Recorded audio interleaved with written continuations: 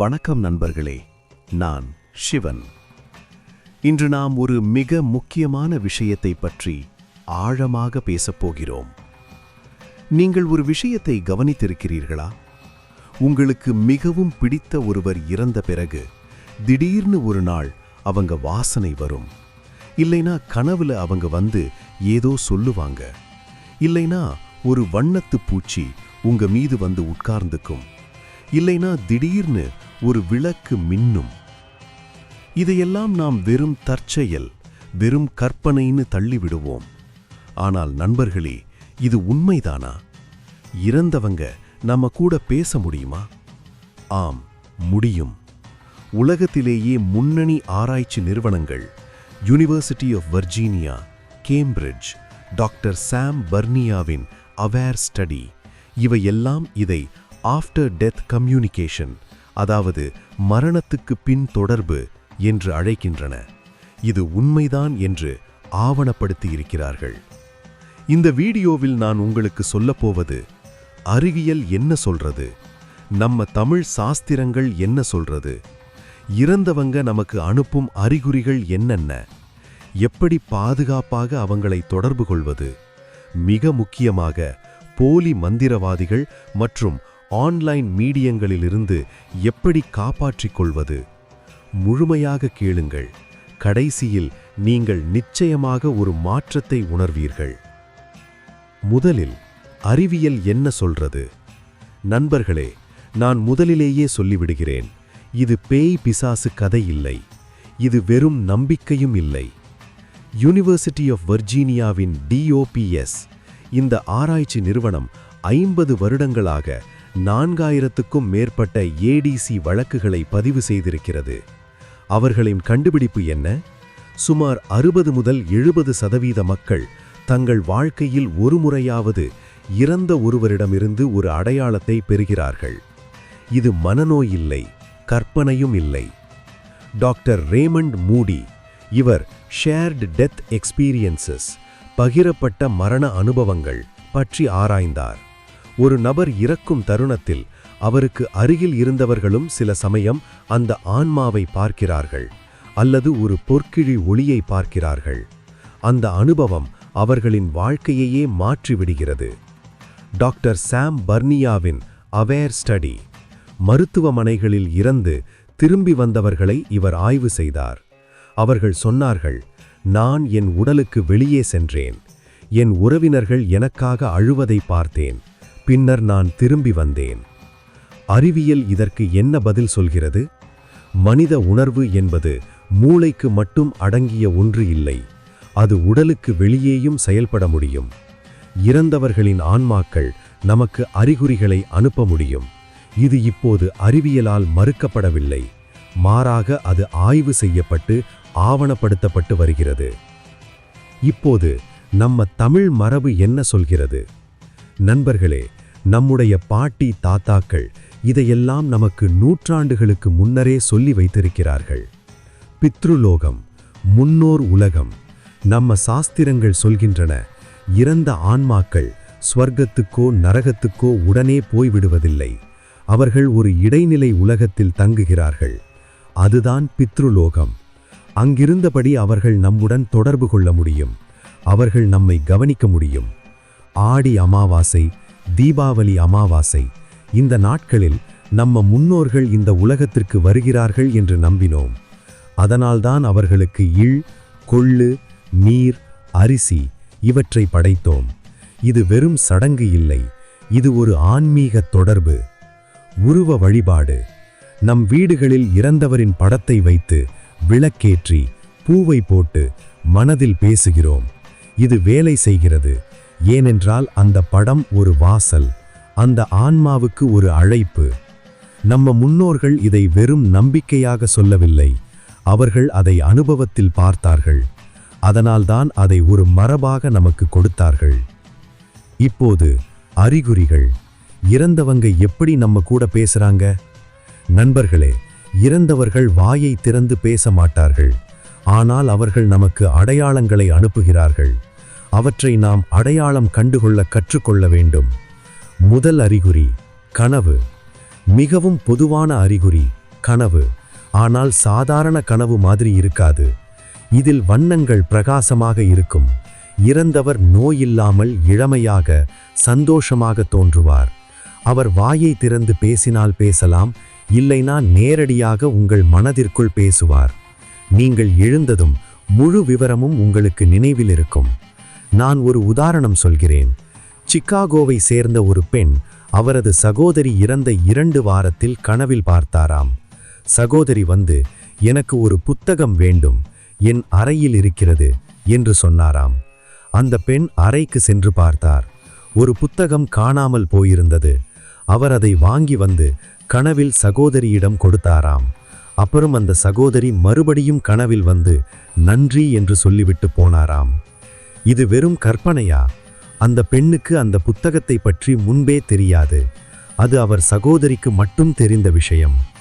ஆராய்ச்சிகள் சொல்கின்றன, இறந்து 3 மாதத்திற்குள் ஏறக்குறைய 50% பேருக்கு இப்படி ஒரு கனவு வரும். நீங்களும் பார்த்திருந்தால் அதை எழுதி வையுங்கள். அது ஒரு பரிசு. 2வது அறிகுறி, வாசனை, ஒலி, தொடுதல். இது மிகவும் தனிப்பட்டது. உங்கள் தந்தைக்கு ராஜபாட் சிகரெட்டுக்கு பிடித்த வாசனை. உங்கள் தாயார் மல்லிகை பூவை பயன்படுத்துவார். இறந்த பிறகு திடீர்னு ஒரு நாள் அந்த வாசனை வரும். யாருமில்லாத அறையில். அது மிக தெளிவாக இருக்கும். சில நொடிகள் மட்டும், பின்னர் மறைந்துவிடும். சிலருக்கு ஒலி கேட்கும். அந்த இறந்தவரின் சிரிப்பு, அவர் பாடிய பாட்டு, இல்லைனா மகனே என்று குரல் கேட்கும். சிலருக்கு தொடுதல், தோளில் ஒரு கை வைத்தது மாதிரி, தலையை வருடியது மாதிரி இருக்கும். நண்பர்களே, பயப்படாதீர்கள். இது பேய் அல்ல. இது உங்கள் அன்புக்குரியவர். அவர் உங்களை சந்திக்க வந்திருக்கிறார். அந்த தொடுதலை ஏற்றுக்கொள்ளுங்கள். அம்மா, நான் உன்னை நேசிக்கிறேன் என்று மனதில் சொல்லுங்கள். 3வது அறிகுறி, இயற்கை மற்றும் பொருட்கள். இதை பலரும் அனுபவித்திருப்பீர்கள். பட்டாம்பூச்சிகள். ஒரு வண்ணத்து பூச்சி உங்கள் மீது வந்து உட்கார்ந்து பறக்காமல் இருக்கும். குறிப்பாக இறந்தவருக்கு பிடித்த நிறத்தில். அது அவர் வந்திருப்பதன் அடையாளம். பறவைகள், காக்கை, புறா, இராசாலி தொடர்ந்து உங்கள் வீட்டு ஜன்னல் அருகில் வந்து உட்கார்ந்து கொண்டே இருந்தால் அதை ஒரு செய்தியாக எடுத்துக்கொள்ளலாம். நாணயங்கள். தரையில் ஒரு பழைய நாணயம் கிடைக்கும். அதில் இறந்த ஆண்டு பொறிக்கப்பட்டிருக்கும். இல்லைன்னா அந்த நபர் உங்களுக்கு கொடுத்த நாணயம் மாதிரியே இருக்கும். மின்சாரம். விளக்குகள் தானாக மின்னும். டிவி தானாக ஆன் ஆஃப் ஆகும். ரேடியோவில் அவர்களுக்கு பிடித்த பாட்டு தானாக ஒலிக்கும். நீங்கள் அவர்களை பற்றி நினைத்து கொண்டிருக்கும் சமயத்தில் இது நிகழும். தொலைபேசி அழைப்புகள். இது அரிதாகது, ஆனால் ஆவணப்படுத்தப்பட்டிருக்கிறது. இறந்தவரின் ஃபோன் நம்பரிலிருந்து ஒரு மிஸ்டு கால் வரும். நீங்கள் திருப்பி அழைத்தால் அந்த ஃபோன் சுவிட்ச் ஆஃப் செய்யப்பட்டிருக்கும், அல்லது கனவில் அவர் ஒரு நம்பரை சொல்வார். நீங்கள் அந்த நம்பருக்கு அழைத்தால் அது அவரது பழைய நண்பரோ உறவினரோ இருப்பார். இதை கார்ல் ஜங் சிங்க்ரனிசிட்டி, அர்த்தமில்ல தற்செயல் நிகழ்வு என்று அழைக்கிறார். முக்கிய எச்சரிக்கை, எப்போது இதை உண்மையாக எடுத்துக்கொள்ளக்கூடாது. நண்பர்களே, எல்லா அனுபவமும் இறந்தவரின் தொடர்பு அல்ல. சில சமயங்களில் நம் மனமே நமக்கு அந்த உணர்வை உருவாக்கும், குறிப்பாக மிகுந்த துக்கத்தில் இருக்கும்போது. உங்களுக்கு இந்த அறிகுறிகள் இருந்தால் நீங்கள் மருத்துவ உதவியை நாட வேண்டும். இறந்தவர் உங்களை தற்கொலை செய்யச் சொல்வது போலிருந்தால், தொடர்ந்து இரவில் பயங்கரமான கனவுகள் வந்தால், காலையில் பயமாக இருந்தால், இறந்தவரின் குரல் கோபமாக வெறித்தனமாக கேட்டால், நீங்கள் அதிக மது அல்லது போதை மருந்துகளின் தாக்கத்தில் இருந்தால், இது ஆன்மீகம் அல்ல. இது உங்கள் மனநிலைக்கு உதவி தேவை என்பதன் அடையாளம். ஒரு மனநல மருத்துவரை சந்திக்க தயங்காதீர்கள். மற்றொரு முக்கிய எச்சரிக்கை, போலி மீடியங்கள் மற்றும் மந்திரவாதிகள். இணையத்திலும் கிராமங்களிலும் பலர் இறந்தவங்களை கூப்பிடுகிறேன், பேச வைக்கிறேன் என்று சொல்வார்கள். அவர்கள் உங்களிடம் பணம், நகை, நிலம் எதையாவது கேட்பார்கள். பூஜைக்கு வேண்டும், தானம் செய்யுங்கள் என்று. நண்பர்களே, ஒரு உண்மையான ஆன்மீக வழிகாட்டி உங்களிடம் ஒருபோதும் பெரிய தொகையை கேட்க மாட்டார். இறந்தவர்களை வணிகமாக்க மாட்டார். உங்கள் துக்கத்தை பயன்படுத்தி பணம் பறிப்பவர்களிடம் எச்சரிக்கையாக இருங்கள். இறந்தவர் உங்களிடம் நேரடியாகவே பேச முடியும். அவருக்கு மத்தியஸ்தர் தேவையில்லை. எப்படி பாதுகாப்பாக இறந்தவர்களுடன் தொடர்பு கொள்வது? நண்பர்களே, நீங்கள் இறந்தவர்களை அழைக்க விரும்பினால் இந்த எளிய வழிகளை பின்பற்றுங்கள். பயம் வேண்டாம். முதல் வழி, தியானம். ஒரு நாளைக்கு 10 நிமிடம் இறந்தவரின் படத்தை முன்னே வைத்து ஒரு விளக்கை ஏற்றுங்கள். கண்களை மூடுங்கள். அவர்களை மனதில் நினையுங்கள். அம்மா, நீ எப்படி இருக்க? எனக்கு ஒரு அடையாளம் காட்டு என்று மெதுவாக கேளுங்கள். பதில் உடனே வரவேண்டும் என்று எதிர்பார்க்காதீர்கள். அமைதியாக இருங்கள். அவர்கள் வரும்போது வருவார்கள். இரண்டாவது வழி, படையல். ஆடி அமாவாசை, தீபாவளி அமாவாசை அன்று வீட்டின் முற்றத்தில் அல்லது கோவிலில் எள், கொள்ளு, அரிசி, நீர் இவற்றை வைத்து முன்னோர்களை நினைத்து கொடுங்கள். அது ஒரு சக்தி வாய்ந்த தொடர்பு. நம்ம முன்னோர்கள் இதை ஆயிரக்கணக்கான வருடங்களாக செய்து கொண்டிருக்கிறார்கள். மூன்றாவது வழி, பதிவு செய்யுங்கள். ஒரு நோட்டு எடுத்துக்கொள்ளுங்கள். எந்த நாள், எந்த நேரம், என்ன அறிகுறி வந்தது, அப்போது உங்கள் மனநிலை எப்படி இருந்தது எல்லாம் எழுதுங்கள். சில மாதங்கள் கழித்து பார்க்கும்போது ஒரு முறை தெரியும். அப்போதுதான் உண்மையான அறிகுறிகளை நீங்கள் அடையாளம் காண முடியும். நான்காவது வழி, விடுவித்தல். இதுதான் மிக முக்கியம். நண்பர்களே, இறந்தவர்களை உங்கள் உலகத்திலேயே கட்டி போடாதீர்கள். அவர்கள் பித்ரு லோகத்தில் இருக்கிறார்கள். அவர்கள் மறுபிறவி எடுக்க வேண்டும். அவர்களின் பயணத்தை நீங்கள் மதிக்க வேண்டும். அம்மா, நான் உன்னை என்றும் நேசிப்பேன். நீ உன் பயணத்தைச் செல். நான் உன்னை விடுவிக்கிறேன் என்று ஒரு நாள் சொல்லுங்கள். கண்ணீர் வரலாம், அது சரிதான். ஆனால் அவர்களை விடுவியுங்கள். இறந்தவர்கள் உங்களை பயமுறுத்த வரமாட்டார்கள். அவர்கள் அன்பு, அமைதி, நிம்மதி இவற்றை மட்டுமே தர வருகிறார்கள். முடிவு, தமிழன் என்று பெருமைப்படும் நேரம். நண்பர்களே, நாம் இன்று நிறைய பார்த்தோம். அறிவியல் சொல்கிறது, இறந்தவர்களுடன் தொடர்பு என்பது உண்மை. நம்ம தமிழ் சாஸ்திரங்கள் சொல்கிறது, பித்ருலோகம், முன்னோர் வழிபாடு, தர்ப்பணம் இவை வெறும் சடங்குகள் அல்ல, அவை ஆழமான ஆன்மீக உண்மைகள். இறந்தவர்கள் நம்முடன் கனவுகள் மூலமும், வாசனைகள் மூலமும், பட்டாம்பூச்சிகள் மூலமும், மின்சாரம் மூலமும் பேசுகிறார்கள். நாம் கவனித்தால் அவர்கள் எப்போதும் நம்முடன் தான் இருக்கிறார்கள். ஆனால் எச்சரிக்கையாக இருங்கள். போலி மந்திரவாதிகள், ஆன்லைன் மீடியங்கள் இவர்களிடம் உங்கள் பணத்தையும் நம்பிக்கையையும் இழக்காதீர்கள்.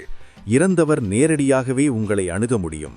இன்று இரவு தூங்கும் முன் ஒரு நிமிடம் உங்கள் முன்னோர்களை நினையுங்கள். உங்கள் அம்மா, அப்பா, தாத்தா, பாட்டி அவர்கள் எங்கோ இல்லை. அவர்கள் உங்களுக்குள் இருக்கிறார்கள். அவர்கள் உங்கள் குருதியில், உங்கள் நினைவுகளில், உங்கள் பண்பாட்டில் இருக்கிறார்கள். செத்தவங்க செத்து போக மாட்டாங்க என்பது வெறும் வார்த்தை அல்ல. இது நம்ம முன்னோர்களின் ஆயிரக்கணக்கான வருடங்கள் அனுபவம். நீங்கள் எப்போதாவது இறந்தவரிடமிருந்து ஒரு அறிகுறியை பெற்றிருந்தால் கீழே கமெண்டில் எழுதுங்கள். உங்கள் அனுபவம் மற்றவர்களுக்கு உதவும். பயப்படாமல் பகிர்ந்து கொள்ளுங்கள். இந்த வீடியோ உங்களுக்கு பிடித்திருந்தால் லைக்கும் ஷேரும் செய்யுங்கள். இது போன்ற மேலும் பல ஆழமான தகவல்களுக்கு என்னோடு இருங்கள். இது சிவன். மீண்டும் ஒரு அரிய உண்மையுடன் சந்திப்போம். தேவ்